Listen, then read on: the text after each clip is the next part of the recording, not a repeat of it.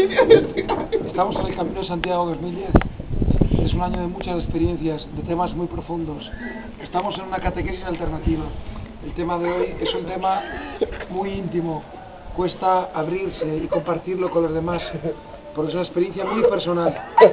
Son cosas que salen de dentro. María, ¿cuántos días llevas sin cagar?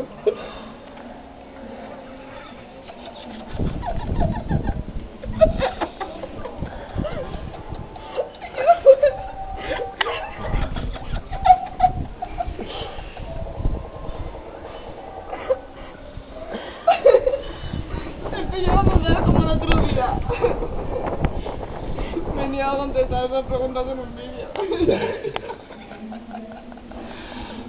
Lástima, podría haber dado para mucho, pero está ahí. Es complicado. Ha empezado a grabar tarde, porque la conversación ha existido y ha tenido desarrollo, ha tenido desarrollo. Con horarios y todo. Pero, aquí se queda el tema. Lo siento, público. Adiós.